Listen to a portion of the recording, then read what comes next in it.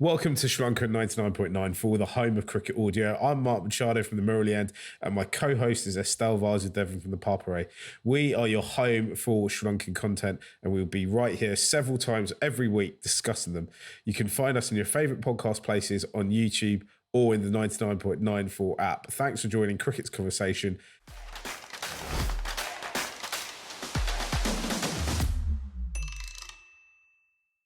Today, we are talking about how Sri Lanka won the Asia Cup, beating Pakistan in the final in Dubai. Estelle, we're recording this about 12 hours after they've won it, a little over that, maybe about 15 hours. We've all had a night's sleep. How are you feeling after the win last night? Yeah, it's incredible, isn't it? I don't know how to feel because this is such a kind of a new feeling, I think, all over Sri Lanka. Because as you know, we had another Asian win yesterday with the netball team also coming through. So it's been an incredible 24 hours, I would say. Feel like, it's going to take a little bit more time to kind of sink in because nobody saw this coming. I don't think anyone can honestly say they saw this coming. So it's going to take a bit of time to kind of really let it sink in. But it's been incredible just seeing how Sri Lanka were, where they came from. Yeah, incredible. I think me and you are about as optimistic as Sri Lanka fans can get. And even me and you thought a good tournament, a very good tournament would be losing in the final, right? To go on and win it, and then to go and win it in the style in which they did. They were 56 or 5 at one point, and they go on and make 171 for 7. I mean, that's incredible, isn't it? That's some great cricket they ended up playing. Yeah, I mean, getting to the final would have been a fantastic effort because you know what type of teams you're coming up against. I believe number one and number two in the world in India and Pakistan, and then you've got a Afghan team who's also been kind of incredible in the last couple of years. So that would have been, I think, a lot of fans also would have been happy with that performance. But to come into the final, and what better way to win it than to lose the toss, which everybody was talking about. And let's be honest, it is an advantage to chase. To lose the toss and defend a total of 170, incredible. Yeah, absolutely incredible. Let's start talk about the beginning of the tournament, because we played Afghanistan. We were all full of hope, and we were, to be quite brutal, that first game we were absolutely terrible. And I thought, oh gosh, maybe we haven't turned this corner. Maybe, all the momentum that had been built up was built up from home games, and actually away from home we're going to struggle. And I was like, if this is what Afghanistan are doing to us, what are India and Pakistan going to do to us? Maybe we won't even get to play them if we lose to Bangladesh. What were your thoughts after that loss? Yeah, it was obviously really disappointing the way Sri Lanka lost more than anything. I think you expected things to be tough against Afghanistan. You expected a challenge, particularly looking at their bowling attack. But the way Sri Lanka lost was really demoralizing. But I will say, I think a lot of people who have followed this team over the last couple of years, a year and a half, knew that the team wasn't as bad to lose in that fashion. You know what I mean? Like, it's not a bad team. When you look at it on paper, they've got the power hitters in the middle. They've got the I like a real X factor bowling lineup. So you didn't expect them to be bowled out for 105 and then like lose the game in 10 overs in the chase. But I think that's the beauty of, sport, right? Nobody's given them a chance after that game. I think on Star Sports, the kind of outlook was when Sri Lanka got into the Super Fours. Basically, fans voted that Sri Lanka had 0% of a chance to go through and win it all. But the way things have gone, it's incredible because, like I said, like I'm not sure anyone could honestly say they really expected Sri Lanka to go all the way. No, I think that, as I said, I think you have to be pretty optimistic, especially after that early loss. Then we, Yep. after an absolute war of words with Bangladesh, which I'll be honest, I thoroughly enjoyed. I think we should do more of that. Then we end up beating Bangladesh, and then very convincing wins over India. and Afghanistan, and then we went into this kind of mini 2-match series with only really the second match counting. When we beat Pakistan the first time round, I thought, oh, do you know what? We've used up all our luck here. We've showed them our trump cards as well. They know exactly what to do, because this Pakistan team is pretty good, isn't it? I mean, when Rizwan and Baba Ahmed came out to bat, I was like, these are two of the best T20 players in the world at the moment. And then Fakhar Zaman isn't too far behind them, is he? So you've got some real danger men in that Pakistan team. And Pakistan, we talked about this before. They caused Sri Lanka some serious problems bowling as well. I just think what really impressed me the most was how mature Sri Lanka's process was, how they didn't panic, and how they had a tactical system, or they had tactics in mind, and they saw it through, right? Yeah, absolutely. And I think we've seen that right throughout the tournament, even though during those big chases, with the batting in particular, where wickets have been falling quite regularly, but the next batter is able to come in and kind of go for his shots and keep that run rate going. So 60 odd in 10 overs with 5 wickets down, you'd expect, and I think a lot of the commentators on Star Sports, maybe some pundits also saying maybe they should try to bat out the 20 overs, try to stay there as long as possible. But I think what the management, Chris Silverwood, has kind of drilled into these guys is that batting 20 overs is pointless if you're going to kind of just be there to survive. You've got to get those runs also. And the way I think Bhanuka Rajapaksa mentioned this in the post-match press as well. The way Manindu Hasaranga batted, he really took the pressure off Bhanuka. He was able to get those boundaries regularly. He was able to work the field. And I mean, a lot's been made up about Bhanuka Rajapaksa's fitness, but he had a lot of running to do yesterday, and he made it out of there completely fine. Yeah, people have talked, and I know we're planning to do a Barnacle Rajapaksa episode special as well, at some point in the next few weeks. But people have been talking a lot about Rajapaksa for a long time in Sri Lanka. He came out of schools cricket with a huge reputation. It didn't quite work for him, earlier on in his career. But and even when he came back into the side last year, he every time he showed, it kind of felt like one step forward, two steps back at some moments. And there was it also, there was a chance he could have retired from international cricket, but kind of cometh the hour, cometh the man yesterday, right? That 71 not out is in the all-time knocks by any Sri Lankan international batsman at any kind of level, right? That was superb. And as you say, it's also, we've got to give kudos to Hasaranga as well. I mean, what we were talking about before we came on air is most people who watch cricket around the world who don't follow Sri Lankan cricket as closely as we do won't realise he's an all-rounder, right? I've been advocating that he should open the batting, but that's just my thoughts. Yeah, I think he's come out and said that he's batting all round as well. So he obviously has some belief in what he can do with the bat. Can we talk about the fielding as well? Because when I was watching it, my dad was just messaging me constantly through when Pakistan were batting, going, Sri Lanka's fielding is incredible. The fielding. I mean, they were athletic, they were quick. I don't think they dropped a single catch. There was a couple of run-out opportunities that maybe slipped, but at the end of the day, it didn't matter. How have Sri Lanka become so good at fielding? Yeah, I think it's something to do with the fitness as well. As you know, there's been a massive push over the last couple of years to get those fitness standards up. And we're reaping the rewards right now, because you've got guys who are quick on the field.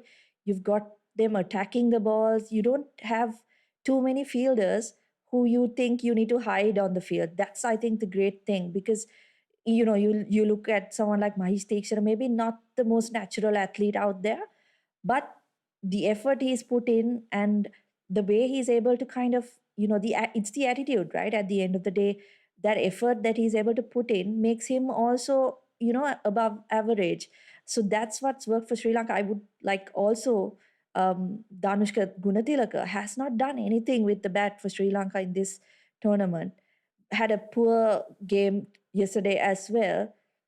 but in the field he was superb. Like I mean, he must have saved at least a couple of boundaries, took a good catch as well. So those are the little things, and I think it all comes down to the confidence and that kind of, you're about your abilities. So um, yeah, it's been an incredible turnaround.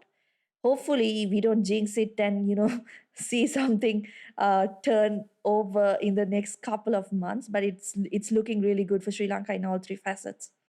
I know as well that in youth cricket and the youth Sri Lanka development sides and youth sides, they spend a lot of time practicing fielding. Right, they take it very seriously, and as you say, as we see, some of those dividends are starting to come through now. That that was a major one of the major reasons why they won yesterday.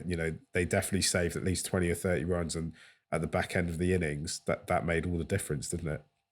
99.94 is more than just podcast. Jared Kimber's Red Inker and Double Century, one show that talks about the modern global game and the other that is a deep dive into our sports history.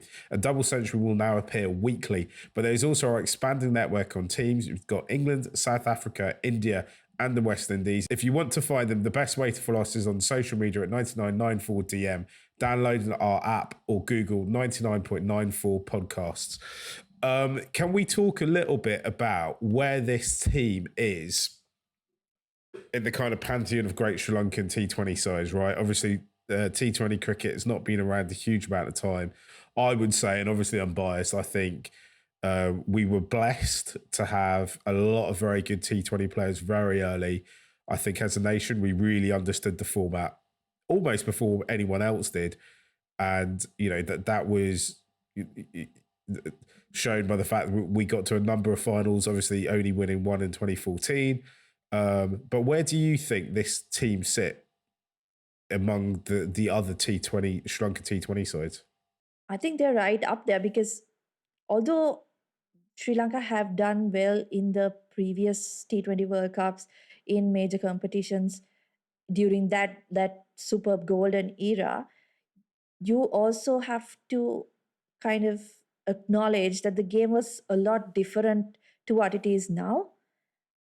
So I think in terms of that, this team, they've got they've got everything you need to be a successful T20 side, don't they? They've got bowlers who can bowl quick.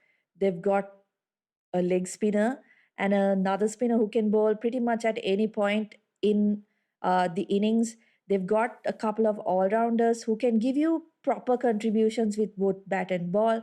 And then you've got batters, power hitters, you've got guys who can anchor the innings.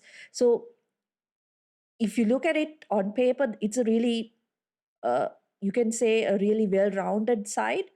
The only thing I think Sri Lanka is missing is maybe that second line, like the depth perhaps is a bit, we saw without Dushmantha Chamira, there was a bit of a struggle with the quick bowling as well, but there are few promising youngsters in the lineup. So I would rate them really highly.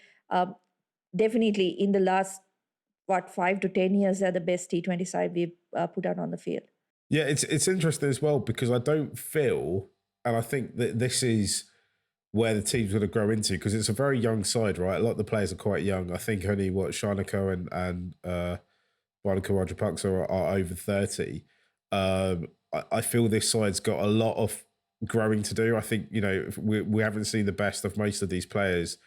But you take Hasaranga out that side, it doesn't feel like a team full of superstars, right? It feels like the workload is shared. I felt, in our golden era, part of the reason why we lost a lot of finals was because if you got through our kind of 3 or 4 players at the top, if you got those wickets early on, then there wasn't a huge amount underneath it. And if you saw off a couple of our main strike bowlers, then there wasn't a huge amount of depth underneath it. And, teams were built around, teams of 11 were built actually around like 6 players going above and beyond, and hopefully within that 6, 1 or 2 of them would have incredible knocks or incredible bowling spells and try and get over the line. But actually it feels that performance yesterday and the performance we're seeing this tournament, it just feels like the workload is split among everyone, right? We talked about the fielding and, Danushka didn't do much with the bat at all, but probably saved, 10, 15 runs in the field, which I think gives me hope for the future, right? And the other thing we need to talk about, especially with a World Cup, coming into focus now, only a few weeks away, we really need to talk about the strength in depth for the squad, because you mentioned bowling as well there, and there's quite a number of players missing. I know we talked about this last time, but I think now there's some serious headaches coming for the selectors. If you love cricket and want to hear more, well, head over to the 99.94 app and you can hear all our podcast and commentary. We're the home of cricket audio online, and we're adding new shows and covering series all the time. The best way to follow us is via our app or on social media at 9994DM. Welcome to Cricket's Conversation. Estelle, the World Cup is weeks away, as I mentioned. I think Sri Lanka's pretty much the only side who haven't released their squad yet, as per usual. I mean, we wouldn't expect anything less from SLC than to be the last team to announce the squad, and no doubt that will get leaked before it's actually officially announced, because that is the way with these things. But I don't want to lay into SLC too much, because we're on a high at the moment. There's going to have to be some players missing out, right? When we were planning for this episode, in my mind, I was like, I think there's 5 players who should, in theory, walk back into the squad, which are Kusal Pereira, Arishka Fernando, Chimera, Lauru Kamara, Benura Fernando. That I'm not sure all 5 of those will be ready to return. I saw a picture of Kusal Pereira with his arm in a sling about 2 weeks ago, so I don't know how far away he is off picking up a bat yet. Arishka Fernando as well had some quite major knee surgery, I think, about 3 or 4 months ago. So again, I don't know whether he'll make he'll be fit enough to be in contention for the World Cup. But particularly with seam bowlers, someone's going to have to miss out. But who gets dropped from this squad? Because, I mean, the boys went out there and performed. They performed in difficult conditions in the UAE. And they've won something together now. So surely you can't drop any of the squad that are currently there, can you? Yeah, of the 5 players you mentioned, my gut feeling is it'll only be Chamira coming back into the side. Like you said, Avishka Fernando, Kusal Pereira, very, very unlikely that they'll come back in, still recovering from injury. So Binra Fernando as well, I believe, has a hamstring injury, so he might not come in. Chamira, of course, he's going to slot in. So you've got to make way. One of the fast bowlers in that squad is going to have to make way. I have a feeling it might be Matisha Patirana, a young slinger, but didn't have much of a role to play in this competition. Played the first game, bowled just 1 over, and that's all we saw of him. It'll be interesting because the conditions, you would expect it to support the fast bowlers a little bit more. So you wonder if someone like Praveen Jayavikrama or Jeffrey Vandersay might be left behind in place of Chamira as well, because you're not going to need that extra spinner, particularly with someone like, you're not going to leave Mahish Theekshana or Vanindu Hasaranga out, right? So that's third spinning option might be the one that makes way. Again, Dhananjay De Silva is also in the mix, so he gives you an extra option if he's in the playing 11. So it's going to be tough picking out those quicks, I think. Apart from that, I don't see really too many changes to the one that won the Asia Cup. Of course, like you mentioned, I mean, everybody who got an opportunity, it really put their hands up and performed. So it's going to be tough to kind of pick out. I think it's going to be harder to actually pick the playing 11 when you've got guys like Dilshan Madhusankar, then you've got Pramod Madhushan, you've got Dushmanta Chamira, you've got to play the 2 spinners. Charmika Karunaratne had a decent tournament as well. So that's what's going to be tough. But I mean, these are all good headaches to have, right? Because we're not used to having this kind of issues. I mean, not at least not in the last couple of years. So it's a good problem to have, as they say. But I don't see too many changes coming into the World Cup squad. Yeah, it's interesting. Like DDS looked as if he was miles away from the team. I think when I suggested someone, I can't remember where it was when I suggested, I think Sri Lanka should look at picking him because I'm a big fan of his. I got shot down for that. I can't even remember who that was by. And suddenly, he comes into the side and he just makes a contribution. I mean, not a huge amount with the bat, but still he gets some runs. And then his bowling, right? The last 2 games against Pakistan. So I wonder if what we need to do is just be a bit more tactical with teams we pick and look at who the opposition is made out of and what they, in Australian conditions, what they like and don't like, and try and make it as hard for them as possible. But I'm just overjoyed that we won it. I think it was, you cast our mind back to, I think at some point, I think I'm going to have to talk to a therapist about Durham, right? Because I bring it up almost every time I talk about Sri Lanka. It's like, it's up there with Sri Lankan cricket in folklore now, right? There's 96, there's umpire Daryl Hare, and there's Durham. And you think about how in 15 months since Durham, we've absolutely turned it round. We've got this huge amount of, it feels like we've got a huge amount of depth in the squad now. And I just think, Sri Lankan cricket's at its best when it's feisty. And you look at Bharaka Rajapaksa, you look at Kumara, you look at Hasaranga, and you're like, they're feisty players. When it's innovative, and there is a lot of innovation in the Sri Lanka side, and when it's confident, and it's suddenly all 3 of those things feel back, and it really feels like Sri Lankan cricket is back on the map again, doesn't it? Yeah, absolutely. And I think that's what they were going for as well. I heard Bhanuka Rajapaksa say a couple of times at press cons that they wanted to bring back that kind of attacking cricket that Sri Lanka is known for. Because if you look at the last 5 years, like you mentioned, Durham is probably what everyone around the cricketing world knows Sri Lanka for, or noticed Sri Lanka for, right? Because that just made the news everywhere.